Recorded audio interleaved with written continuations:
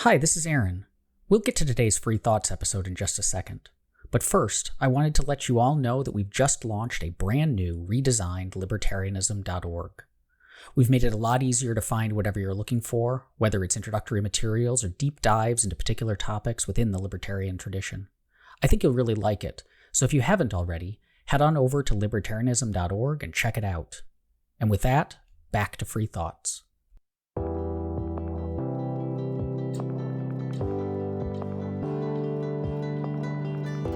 Welcome to Free Thoughts. I'm Trevor Burrus. Joining me today is Nicholas Johnson, professor of law at Fordham University School of Law.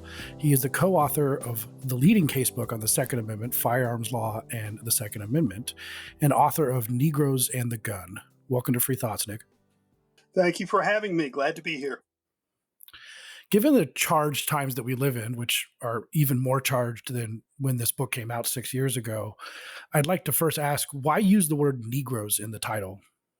Sure. So at the time I was doing the book, one of the most significant works that existed at the time was the book by Robert Williams, Negroes with Guns.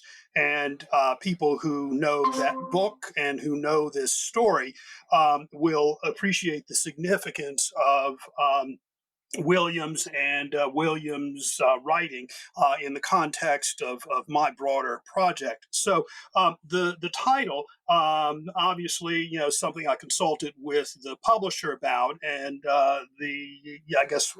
authors have veto power over the title, but don't entirely control the title. But in conversations with the publisher at the time, Prometheus, and with sort of due consideration for the significance of the work that Robert Williams put in this area decades before I tried to sort of chronicle something a little broader. It seemed to me appropriate to have this title as a kind of tribute, or at least an acknowledgement of the prior work of Robert Williams. And when people look for this book now online, one of the things that you'll see typically on Amazon or one of the other sources is that when my book comes up, Williams' book comes up. So I think it's really good company. Yeah, and I think it definitely, I'm not sure if it's offensive today because I'm not sure what is offensive anymore, but it definitely conveys the fact that your book is about a period of time. The majority of the book is about a period of time where that word was the normal word used to describe Black people. It was a tough call, but I start during the period of slavery, and basically the book moves through essentially the middle of the 20th century, and sort of cuts off at around the end of the 1960s. So the other thing that obviously was going on was I was trying to suggest that there was a long timeline in which this issue was relevant and developing. Yes. Now, given that African Americans politically often vote for Democrats, it's not all, but politically it's often true. Is it safe to say that often Blacks have a different view on gun control, like even today, than the Democrats that are often that they vote for, or maybe at least that they should have a different view on gun control? So this is a complicated piece, and I try to get at it a little bit, and I've done some other work on this point. So the first response is that politics makes strange bedfellows, and that people end up voting in ways that compromise maybe a variety of the issues that they care about, but they vote for a party or follow a party for reasons that make sense to them. So several things. Over the long term, we see Blacks shifting back and forth between Republicans and Democrats. Obviously, the Republican Party is the party of Lincoln. We move through the early part of the 20th century, and I chronicle this in the book. blacks and the NAACP sort of took this position publicly. Blacks had complaints about Republicans in the early part of the 20th century, but still, following, for example, Woodrow Wilson's praise of the film Birth of a Nation, we saw James Weldon Johnson basically declaring war against the Democrats and aligning with the Republicans. You see blacks moving more closely to the policies of Democrats during the period of FDR and the New Deal. And finally, depending on who you talk to, you see the people who voted for, or blacks who voted for Republicans, moving away more earnestly from Republicans after Barry Goldwater, or during the period where there was controversy about the Civil Rights Act of '64. Now, back to the thing that I think prompted your question, and that is, why is it that Black folk would align so aggressively with Democrats if they also were gun owners? And we see this tension all over. So I think my book shows, and lots of the polling shows, that Black people own guns, have owned guns for quite a long time, and still continue to vote for overwhelmingly for Democrats, even though Democrats are the party of gun control.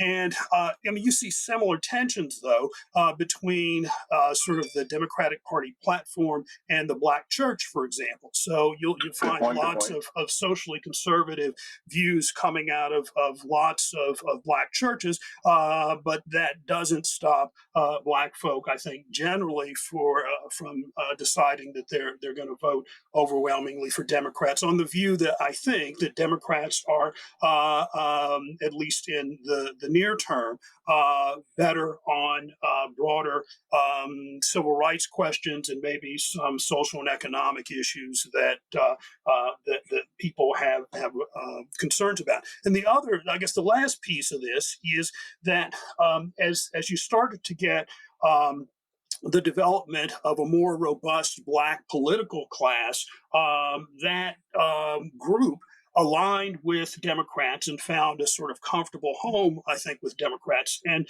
that generated, I believe, other sorts of alliances that continue to endure. So I think it's a complicated question, but it's distilled in the idea that politics makes odd alliances sometimes. Well, I definitely have some Black friends who have guns that are heirlooms, that are deeply prized possessions to them, and they take different views. Even though they're on the left, they take different views on gun control because of what African Americans have experienced in this country, and in many ways are still experiencing. So let's get a little bit into that. I find one of the more striking parts of your book is all the research into the antebellum resistance, which would seem to be a difficult area to research. Probably a lot of reading newspapers and court cases, but slavery was, of course, an institution of violence. You describe it at one point as something like a state of war, and there were slaves who did resist, and sometimes they did resist with guns, which kind of surprised me. Indeed. So this, like the reality of most of what we care about, things are way more complicated than our sort of headline depictions.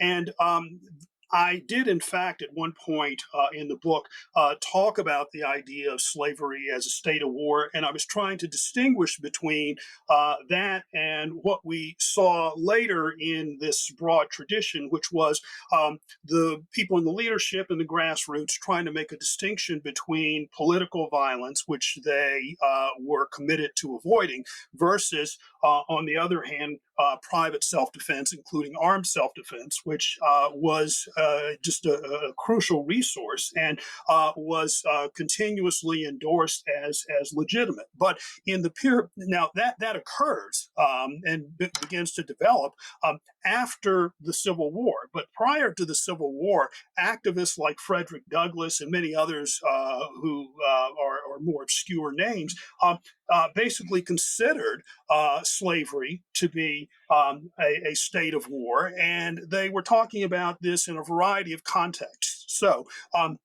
one of the most obvious places where you begin thinking about it is in the scenario where slaves are escaping. And we've got lots of cryptic reports of slaves basically either stealing guns, and I mean, that was the sort of main source, or also acquiring guns through more remarkable and obscure networks that sometimes included free blacks who were living among them. So you mentioned court records and things like that, and it just reminds me of one of these really sort of interesting, more detailed scenarios. It's a court case involving a merchant whose last name was Fleckstein, and Fleckstein was charged with the crime of trading with slaves, and he actually sold a gun to a black undercover, or so the complaint was actually lodged by another white merchant who was complaining about Fleckstein selling to slaves, and this fellow sent his black slave into Fleckstein's store. Fleckstein sells the slave a gun, and that it spins out into more detail that survives in the form of court records. So I mentioned that example just as an indication of the fact that our instinct that this was a scenario where slaves were always getting guns by theft, that instinct doesn't account for the sort of richness of the scenarios that were unfolding.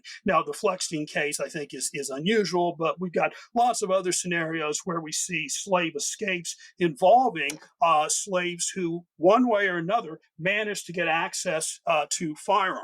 The other aspect of the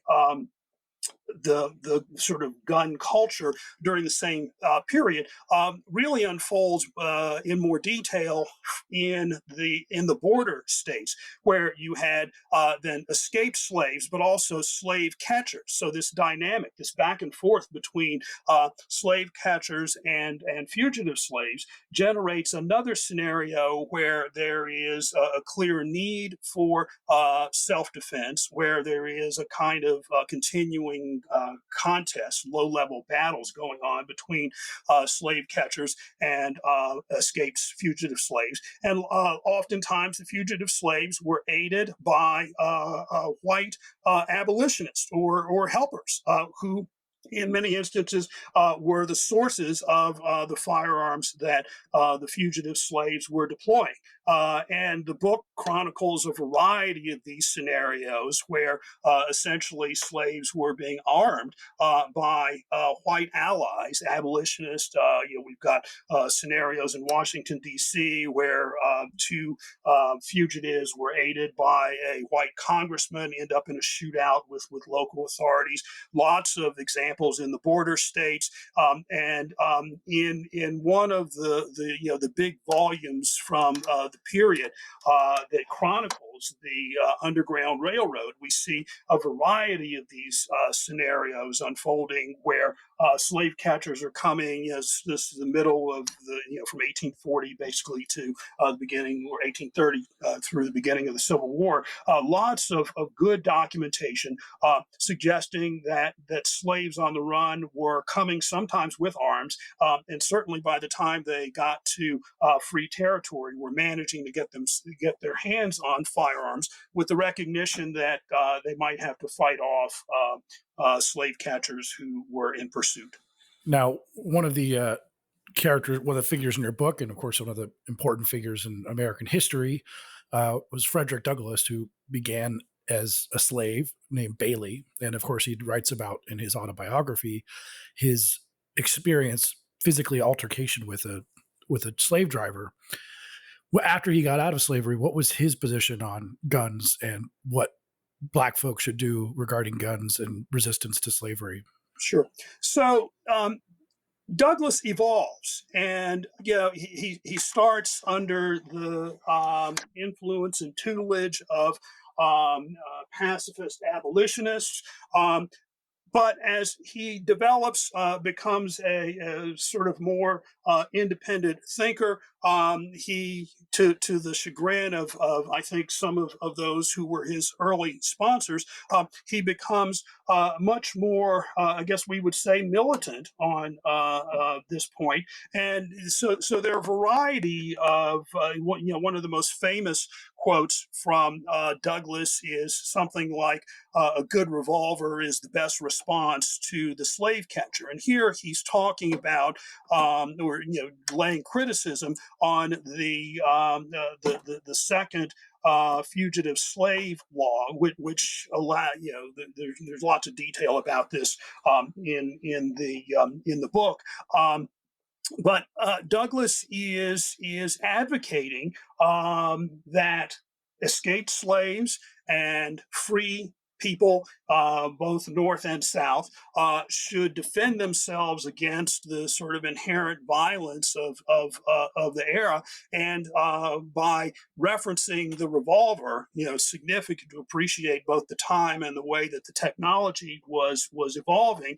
The revolver was the state of the art repeating technology at the time that Douglass made this comment. So what he was suggesting was not just that free people and fugitives and I suppose slaves themselves arm themselves where they could against the surrounding threats, but that they get access to the best available repeating technology given the source of the types of threats that they were likely to face. So these were often going to be scenarios where the issue was not just self-defense in the context of some little one-on-one dispute. He was recognizing that the people to whom he was giving advice were likely to be facing or could be facing multiple assailants, potentially mobbers, and the utility of the repeating technology was something that was evident in that most famous quote from Douglass. Yeah, that strikes me. Just the parts, all the instances you talk about in the book where the single shot pistol ended up not being useful or counterproductive, or in front of a mob where you could only shoot it once. And then that struck me as sort of interesting commentary on magazine restriction debates that we currently have. Yeah, it's this is I try to be careful about suggesting any sort of hard and fast lessons, moving across centuries, and especially in the context of our modern conversation. I'm also trying to be, as I talk with people, careful and to use as sort of moderate a tone as I can.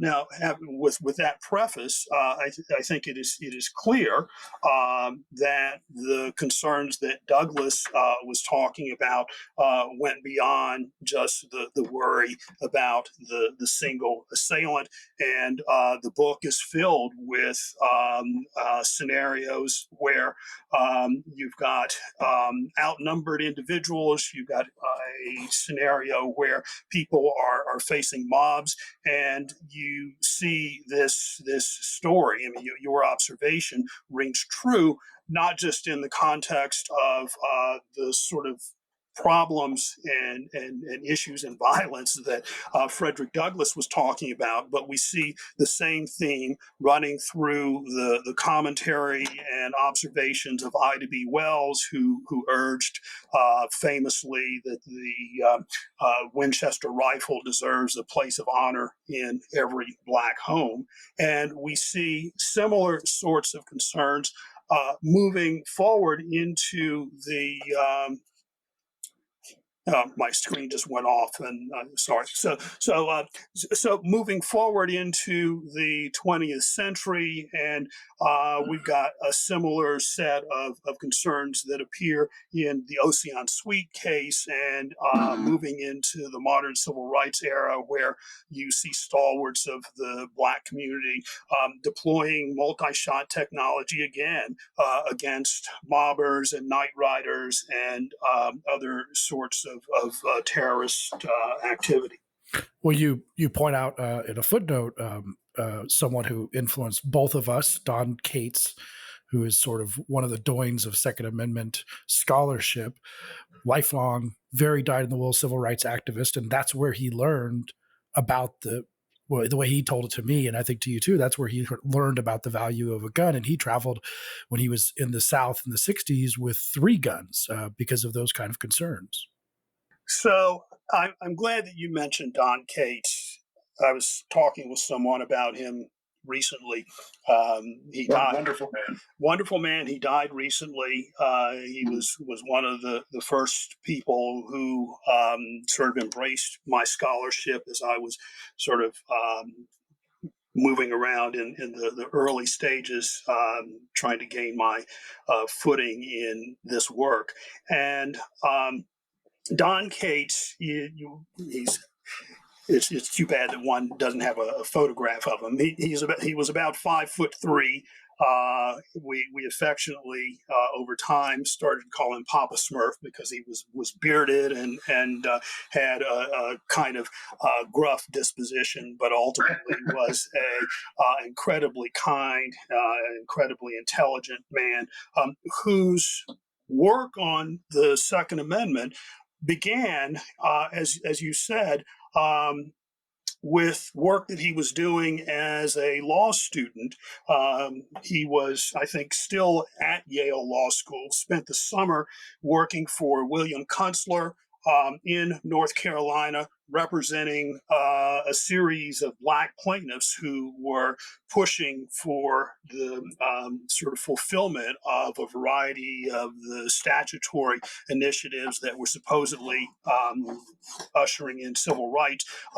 The words were not actually enforced as vigorously as one would hope, and some of the work that Cates and others did was instrumental in pressing forward on the implementation of those federal statutes.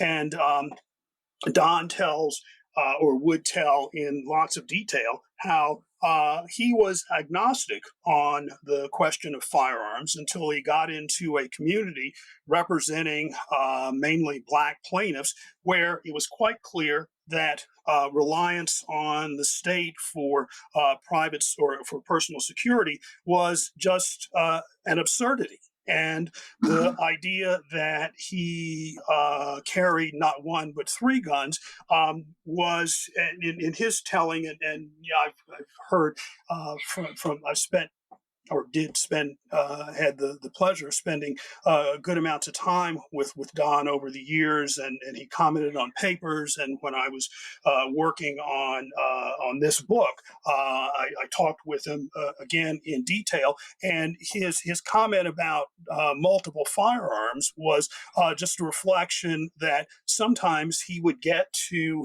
the client's location, there would be surrounding threats or the hint of some terrorist activity or some worry by people that if they were to travel to a deposition and got delayed, that coming back late, they wouldn't feel safe. So he was not just worried about protecting himself, but he was also thinking about being in scenarios where he would have to lend a firearm to someone who was either a client or someone who was assisting him, and all of that, those lessons, I think, were a source for him of knowledge and experience that allowed him to appreciate the significance of having a tool that allowed one to deal with imminent deadly threats. And this is something that I just want to emphasize about the book and about the distinction between political violence and self-defense that runs throughout the book and runs throughout the tradition of arms. So what one finds, certainly after the Civil War developing and appearing in a very robust fashion during the 20th century, is a commitment by Black folk to the idea of self-defense. But when people say that sometimes, or when one says self-defense, sometimes I hear people immediately start criticizing and utilizing terms like vigilantism, and there's a very important distinction here. Vigilantism is punishment, where people take the law into their own hands. Self-defense, on the other hand, is the law's recognition that in certain scenarios, individuals will face threats that are so imminent that the government cannot intervene. So this is a window within which private violence is authorized, and it's a very limited window. It doesn't allow people to behave like police, and it's one of the things that I think is incredibly important as a distinction for people to appreciate, that was emphasized by the leadership at the time. And I think it's an important distinction in the context of the conversations we're having today. So Don's, back to the original question, Don's commitment in this area was born out of a recognition that there were lots of scenarios that he faced where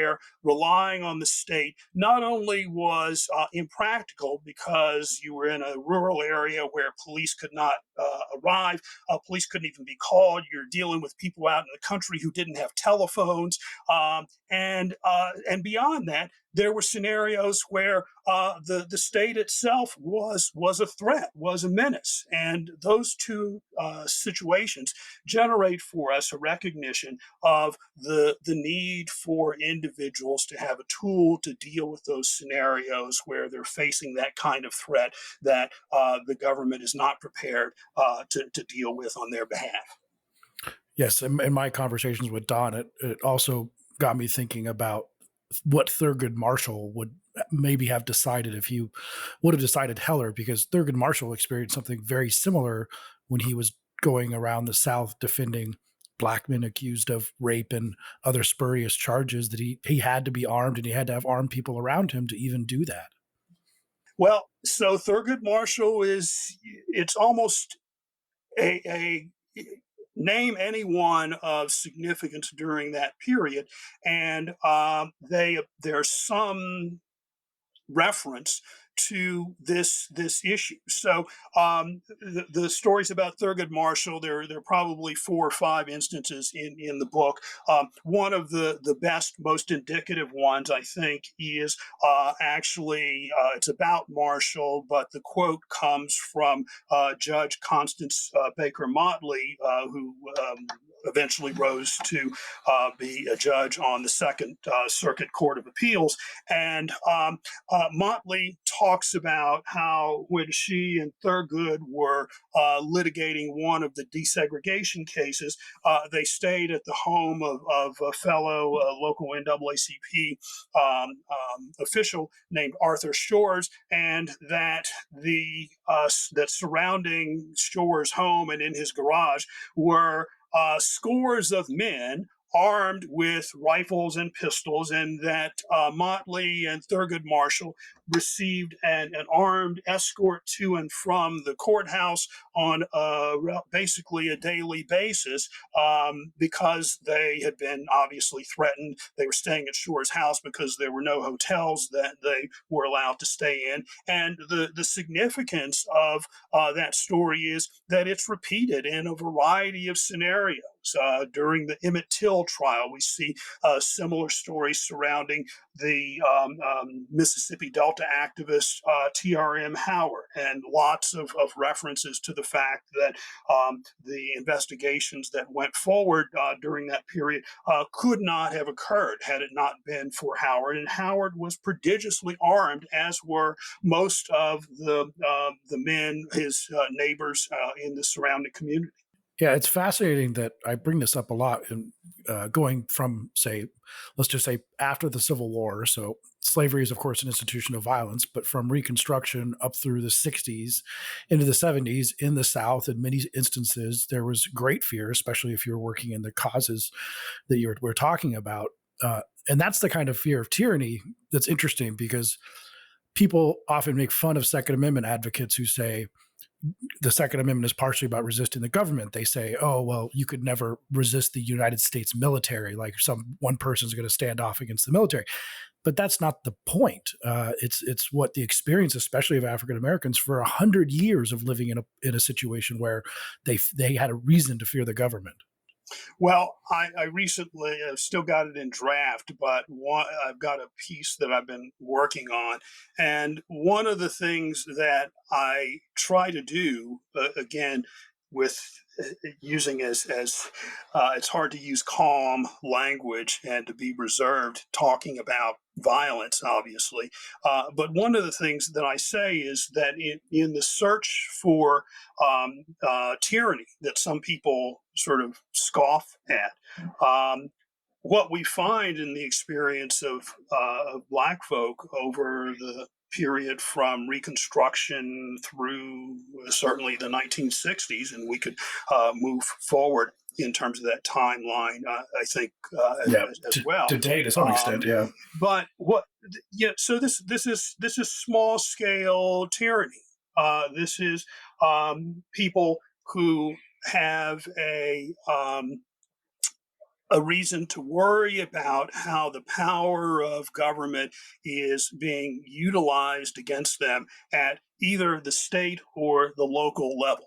And the period following Reconstruction, after the end of Reconstruction, I've got a chapter that's called the Nadir, which is the low point, many would say, of the Black experience, moving into the sort of aggressive lynch era of the early 20th century, where you find countless episodes of people who are endangered, who are terrorized. And one of the sources of that terror is government officials operating sometimes in their official capacity, sometimes in sort of an ambiguous way, but at the state and local level, this continuous enterprise where the power of government is utilized, the violence that government is authorized to engage in is deployed in pernicious ways against individuals. And that is, it seems to me,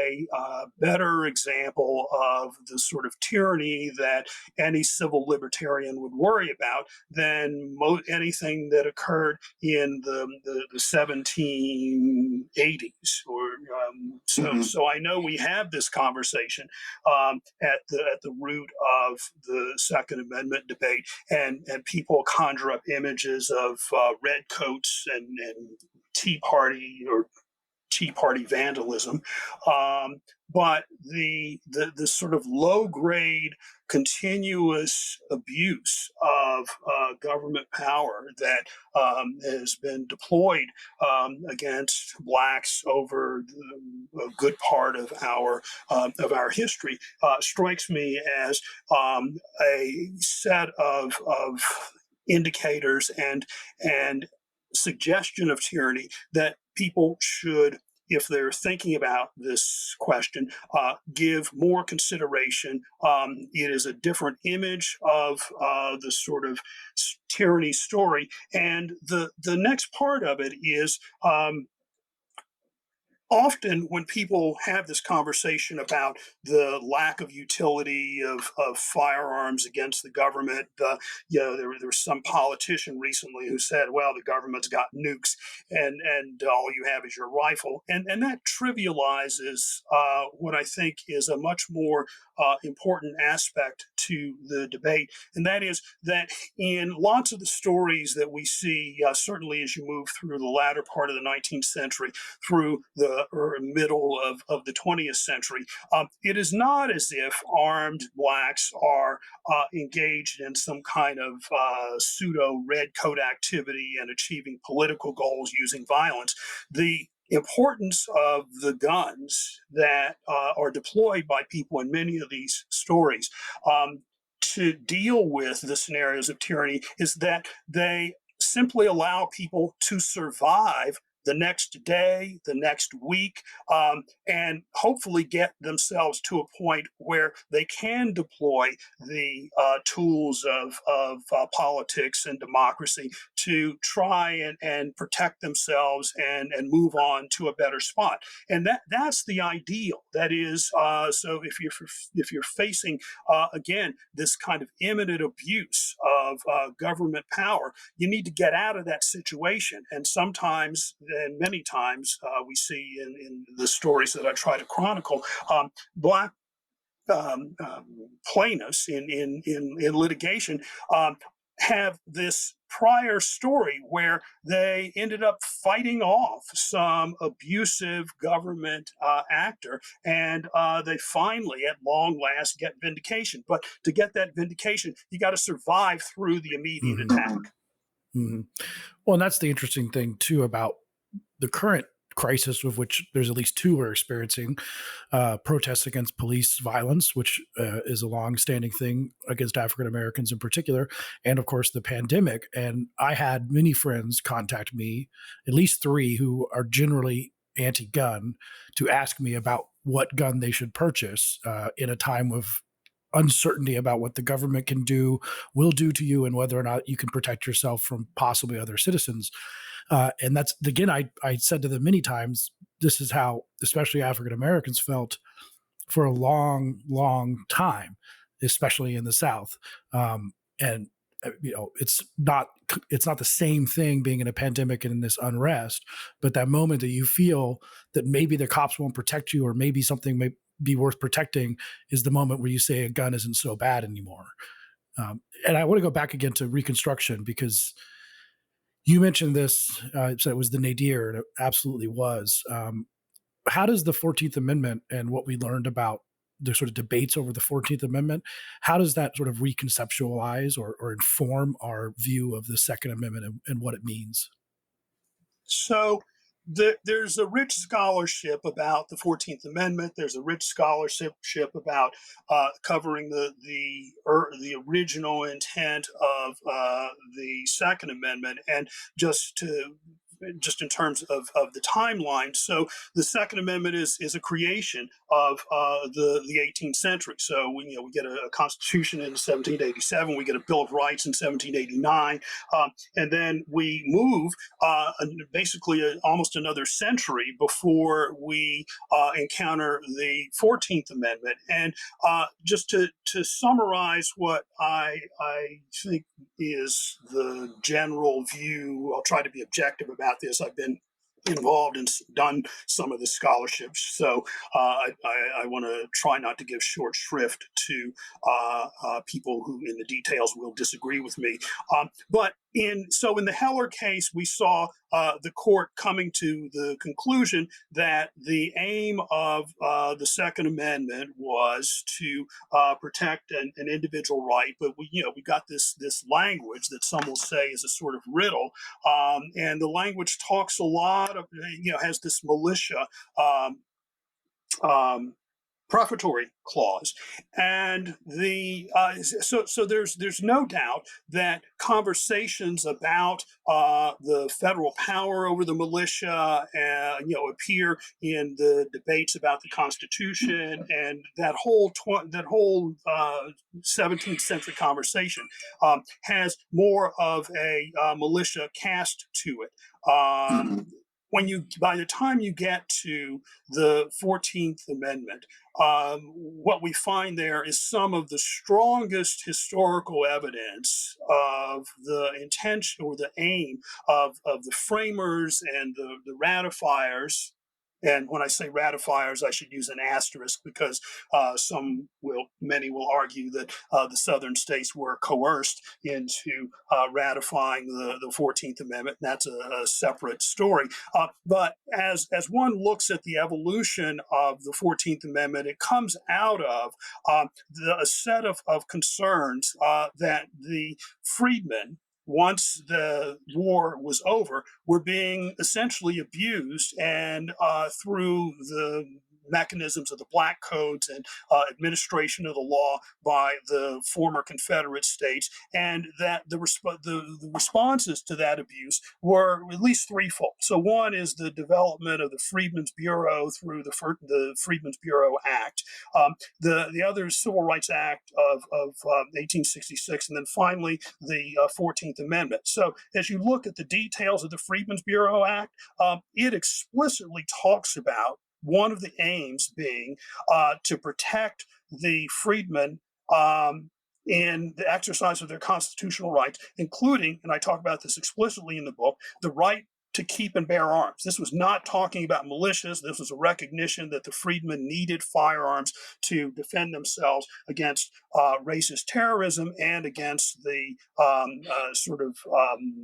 racist administration of the law by through the black coats. We see similar language appearing in the Civil Rights Act of 1866 and in the precursor to or the selling of the 14th Amendment. We see the sponsors, for example, of the 14th Amendment talking about, there's this famous quote, the great aim of the 14th Amendment is to guarantee to the freedmen the benefits of the individual rights guarantees in the Bill of Rights. And then one of the most famous quotes ticks them off and includes explicitly the right to keep and bear arms. And all of the surrounding commentary there appreciated that we were talking not about blacks or anybody else participating in a militia. This was a very individual rights focused conversation, and the historical context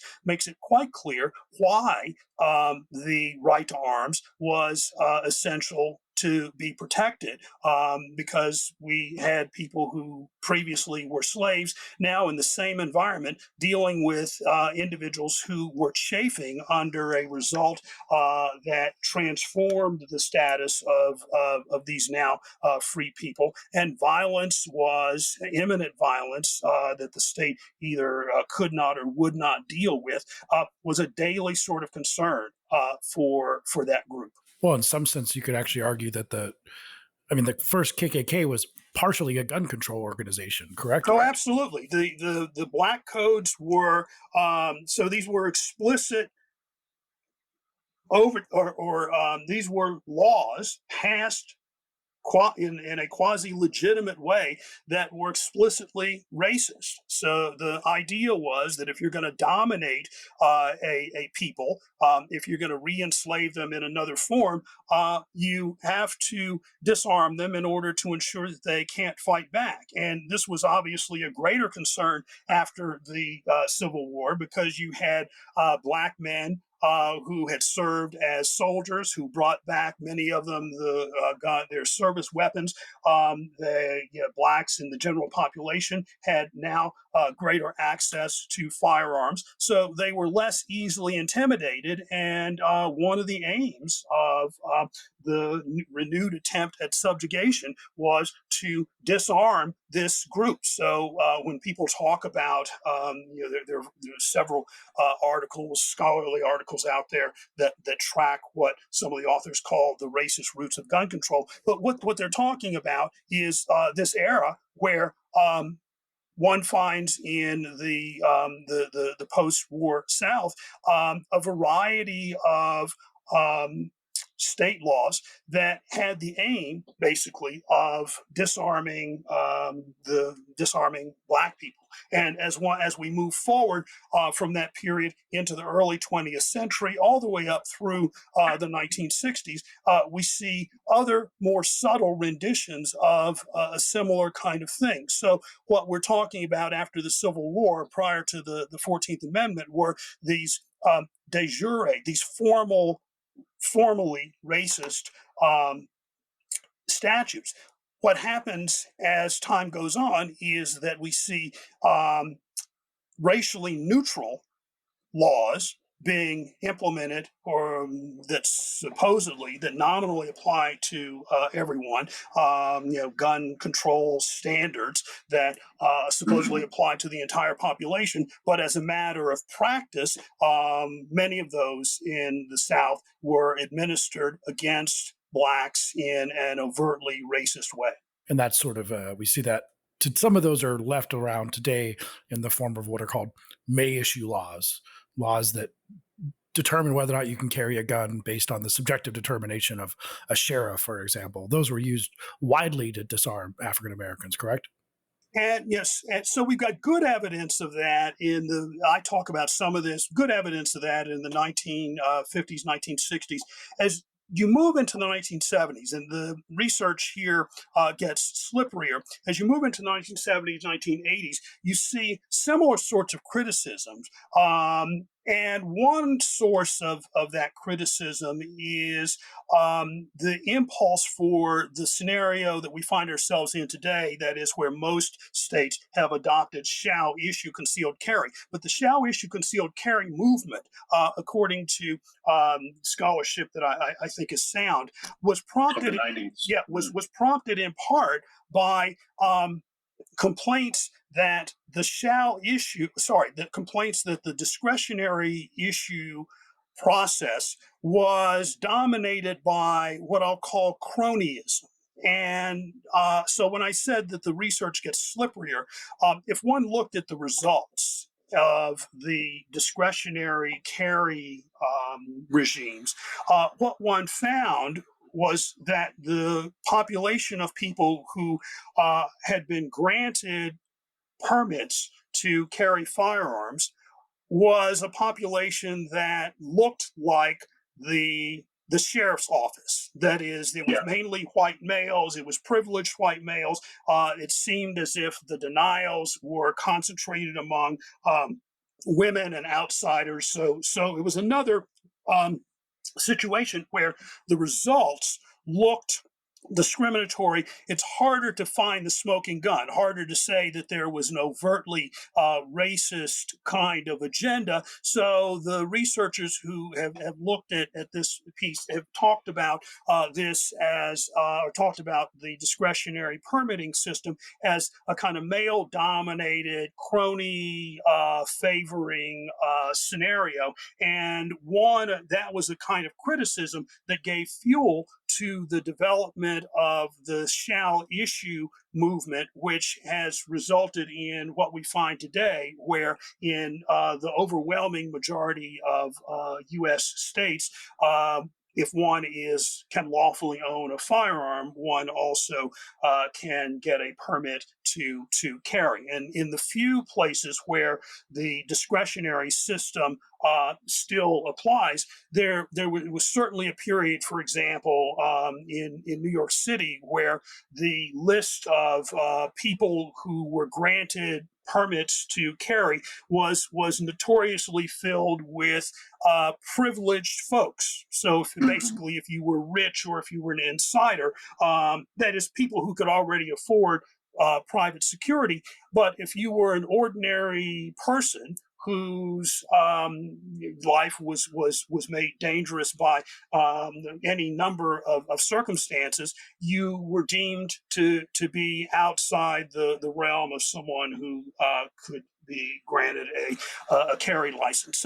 So there's the rich, interesting literature with regard to those two regimes of licensing or permitting concealed carry, and I think it traces back to the world where we saw favoritism and ultimately overt racism.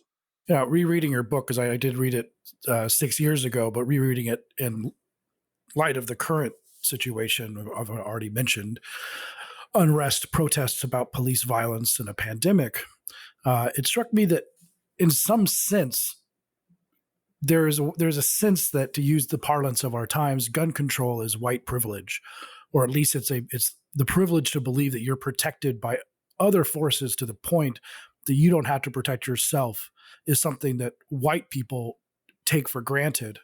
And maybe that's sort of ultimately the point that African Americans should look, or we should understand that situation that African Americans have generally been in. Yeah. So this is a place where I'll try to be careful and think through what I want to say before I put it out there into the internet world. But I have on a couple of occasions. So I did a couple of NPR interviews years ago where the result of our conversation was one of the interviewers saying basically what you have said. I did not use the term white privilege, but the interviewer used something like it at the end of a conversation where I described the following. So the as one traces the origin of the modern gun control movement, one of the early players who was significant in the development of what was then called the Handgun Control Inc. was a man named Pete Shields, and Pete Shields had endured the tragedy of his son being killed by a criminal who was wielding a gun, and he, along with others, coalition that I think initially started as the Coalition to Ban Handguns, um, developed they were the impulse for the sort of powerful development of the modern gun control movement. And this was 1972 or so. And Pete Shields' advice at the time was you don't need a gun.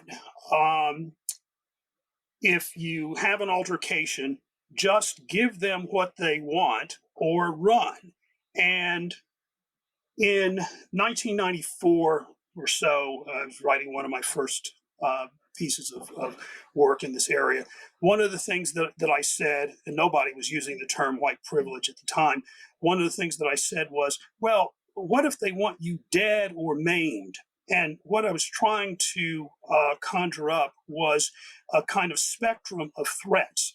And what I was suggesting, and what I suggested to the NPR reporter, was that it seemed to me at the time, and I guess still does, that some of the thinking that drives the gun control movement is from the perspective of a kind of affluent suburbanite who anticipates that the threats he or she is likely to encounter are going to be threats from some deprived person who basically wants your wallet. And I guess if that were my situation and my experience, I would agree. If my choice were to carry a gun in defense of my wallet, or just hand over my wallet to some person who is desperate enough to use violence, I can see, I guess, that approach. But as I talked later with with women who were saying, well, what if they want me dead? Or so you think about the other kinds of threats that people face. Women worried about sexual assault, or blacks who are who've got this history that we've been talking about. What if someone wants me dead or maimed or injured? And it's not just obviously a race issue, because Don Cates and I had this conversation, and I think he would say sort of the same thing. But there is, it seems to me, at the root of some policies that are aimed at some gun control policies, there is a kind of threat narrative that reflects a very limited kind of experience. And I suppose that I will say that I agree with the notion that people whose threat narrative is pretty narrow, and who have high confidence that when they call 911, that police will arrive quickly and will not perceive them to be the threat when they arrive, and all the other things that I think Black people have historically worried about when they call the authorities. For someone who doesn't have that set of worries, it seems to me that it is easier to embrace the idea that one should rely on the government. But if your worry is, well, I'm not sure I can trust the government, I'm not sure that they will show up on time, even if they could show up within the few seconds after which the threat sparks. Um, you naturally are going to have, I think, different views about firearms policy and policing, depending on first your experience, but moreover, it's not just experience that we're talking about here. Everybody is making projections about the future, and you make those projections based partly on your experience, partly on your history, partly on what people in your subculture are experiencing, and we all have very different stories that are fueling our perceptions about the future and our sense about the risks that may or may not justify our decision to own a firearm or want to carry a firearm. Yes, I didn't mean to imply that gun control, the only argument for gun control would be based in that type of privilege, but I agree with you that it's too often ignored, which is one reason why your book is so valuable, to resurrect that history if people hadn't thought about that relationship. Now, of course, today we're seeing some of the same issues come up, what you describe as the sort of the debate over political violence and the self-defeating political violence that is perceived to sort of set the cause back. Given that, and also what's going on with the police, and I have seen some articles and some upticks about Black ownership of guns becoming relevant again. Do you think that the gun control debate has sort of changed today and maybe gone back to the kind of debates that we had over the time period of your book? So the honest answer is that we're in the middle of it, and I have things that I'm observing that I think are happening. Proving it in the way that you would hope to do as a scholar, I think takes more time and more data, and I think we've got to come out the other end of sort of this period of turmoil that we're in before one can draw really plausible conclusions about what's happening. But I will say that I've observed certain things. One is that in the sort of mainstream media reporting, um, there is a greater recognition of the possibility that you described. That is, that there's a greater recognition of the reasons why Black people might more often today choose to own firearms. But having said that, when my book came out, probably so I did some interviews with the New York Times around 2015, 2016. The Times ran a front page above the fold story on Black gun ownership, and the narrative then was something about Trumpism, I guess. The other thing that I will say is that over the last several months, I've gotten more, lots more press inquiries, and I think part of it is that if you're a young producer, that this can be a kind of hot story, and people suddenly discover it. It's not clear to me that that this is that new. But I think it's something that for mainstream journalists to pick up, it's becoming more of a legitimate concern, or a legitimate story. The other thing that I see is that with social media, there is a greater opportunity for marginalized groups, organizations to get their story out. So there's a couple of new groups, but one significant, the National African American Gun Association, and over the last probably 3, 4, 5 years, their membership has really grown in dramatic ways. And that has generated some additional coverage, and I think that fits into a kind of narrative that people can understand.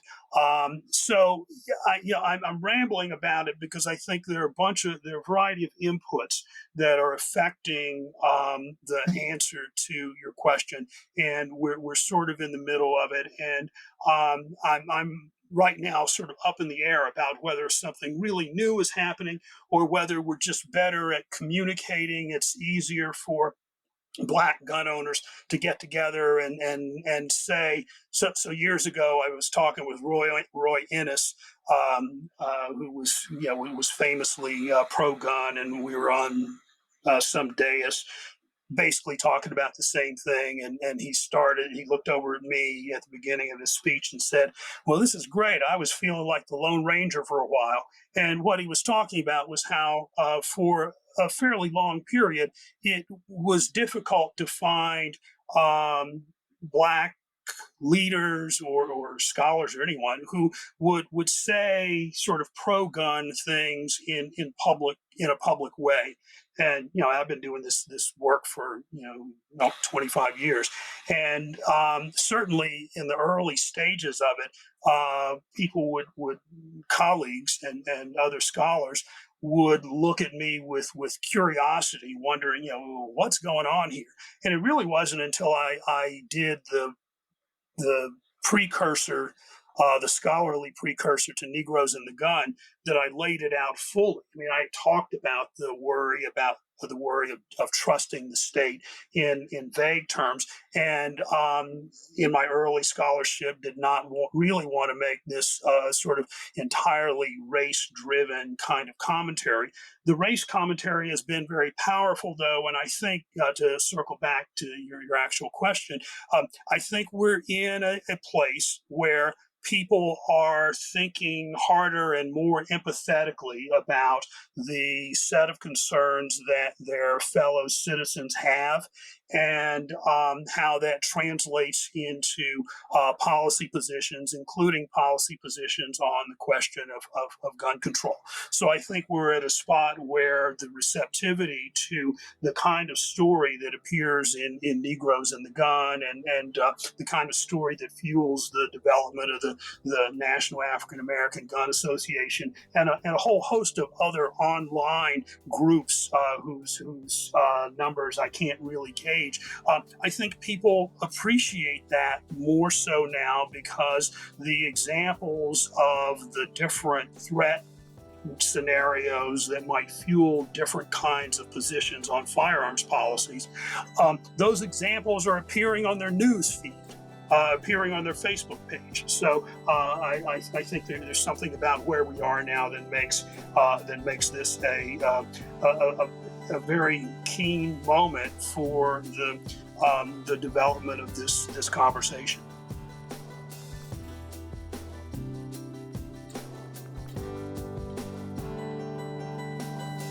Thank you for listening. If you enjoy Free Thoughts, make sure to rate and review us in Apple Podcasts or in your favorite podcast app. Free Thoughts is produced by Landry Ayers. If you'd like to learn more about libertarianism, visit us on the web at www.libertarianism.org.